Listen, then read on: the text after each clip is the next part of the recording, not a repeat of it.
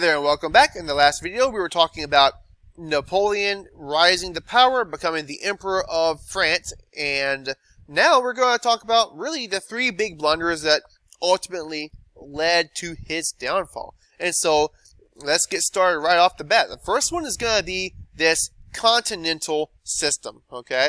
Now, the idea here behind the Continental System is he wanted to block all trade with the British. So, he had already failed at invasion.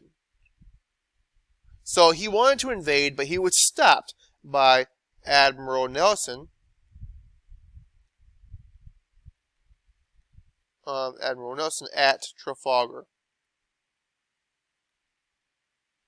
So he knew that there was no chance he was ever going to be able to defeat the British Navy, and so he had to get at them in another way. And so, being the tactician that he is, he tried an approach that failed because he underestimated how self-sufficient the British were.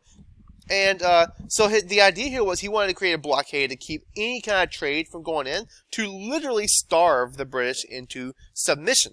But in order to do this, ironically, you need to have a strong navy. We know that the British had the strongest navy, and so this was a miserable failure for that and also a few other reasons. The French Navy they weren't capable of enforcing it. In fact, another ironic thing here is that the British kind of blockaded the continent. They knew that most of these countries around there were allied in some form or fashion with the French, and so they counter-blockaded.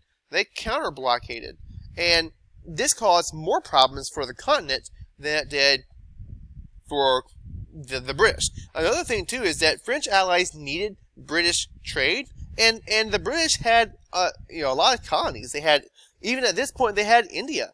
These guys, they didn't need to do trade with the French or with the Europeans as much as Europeans needed to do trade with the British. So this may have impacted the British minimally, but it had just catastrophic impact on Napoleon.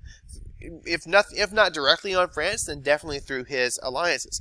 And so the biggest consequence of the Continental System was, even though he was friends with the Russian Tsar Alexander I, Russia broke the alliance with Napoleon because they refused to stop doing trade with the British. They needed British manufacturers too badly, and we also know that nobility in Russia was still a thing, and so the nobility had competed. They were competing with Tsar Alexander I for power anyway, and when they were getting mad because they own, feudalism, they still have villages that need to be productive and they can't sell their goods for the much needed equipment they got from the British, they started putting pressure on Alexander I, and so in order to appease his own people, he needed to end ties with Napoleon. And so Napoleon's going to react to this by invading Russia, which is going to be really bad on Napoleon. Now, Spain was the other big mistake. As I just mentioned in the previous video, Napoleon wanted to take Iberia. Alright, so Iberia is the peninsula on which Spain and Portugal is situated. Spain and, so to say, Portugal.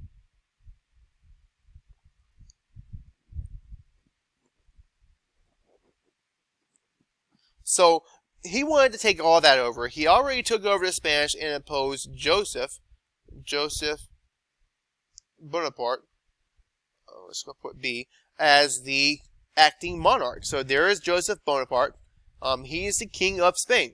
Now, the thing about this is that the Spanish are very, very, very Spanish. They start to have strong feelings of nationalism. They don't want their monarch, and they were very conservative in Spain. They did not want their monarch to be this French guy who was in some ways a product of liberal reform, definitely a product of liberal reform through the past several decades in France. They didn't want this guy to be their leader. And so they resisted, and they resisted with guerrilla warfare, which over time resulted in about 300,000 French soldiers getting killed. And so the French had been there, and they took over Spain, and they occupied Spain, but they died ongoingly because they couldn't put down these local guerrilla warriors. Napoleon also tried to control Spain for years and never really established control, as we just discussed with the fact that his soldiers were dying over time. Now, to give you an idea, this right here, he probably never had an army of much more than 900 to maybe 1,000,000 people throughout this time. This is probably about a third of his whole armed forces, which was being just picked off over time. It's kind of a big deal, all right? So that there was definitely one of his huge blunders in conjunction with the Continental System. And the other, and probably the biggest blunder here, was the Russian campaign. And it is directly linked to the Continental System because Russia ended their alliance with Napoleon's France once they had to start enacting the Continental System. And so, as a means for punishment, in 1812, Napoleon decided he was going to go in and punish Alexander the Great. He was going to invade and just take him over by force for breaking off with the Continental System. So Napoleon brought his grand army of 420,000 troops. He also had we had maybe up to 600,000 troops when you count some of the allies. So he had people from his allied kingdoms fighting here as well. And his grand army, these are the experienced soldiers. These are the ones that everyone's so afraid of. They would have had to have survived previous battles in order to be part of this. And so they were feared.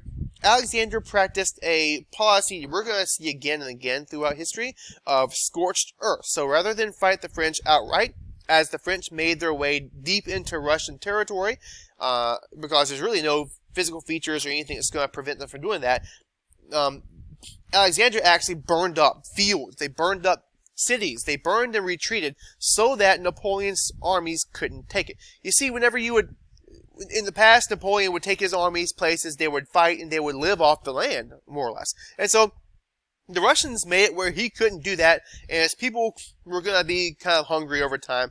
And not only that, but really the fighting that was going on was pretty indecisive, but also had huge casualties. Now, there were large casualties on both sides, but the French were the ones in their territory. And then also the thing that so many people that invade Russia never really account for is how freakishly cold it gets. And so, as time went on, it got closer to the winter, which starts to happen pretty early in Russia, and French soldiers were not used to, nor were they prepared for the kind of cold that they were going to endure, and so most of them froze to death or died of sicknesses, and they could not handle it. Meanwhile, the Russians were attacking from all over the place, kind of here and there, and then the French began to retreat because they knew that they couldn't win this, and Russians just let them have it. As they retreated, they were pounded on all sides. They didn't get any kind of a break. Napoleon arrived home with only 10,000 of his 600-man or 600,000-man army. They were almost entirely eradicated. Yes, only 5 zeros. All right, so to give you an idea of this, math people, here is 600,000. This is what we're talking about. Okay, so he had 10,000 men left when he got done with the Russian campaign. So between the basically 600,000 men lost here and the 300,000 men that were lost over time in the Spanish campaign, you can imagine that that France at this point is not at full capacity. So French armies were decimated, and at this point, man, they can smell weakness.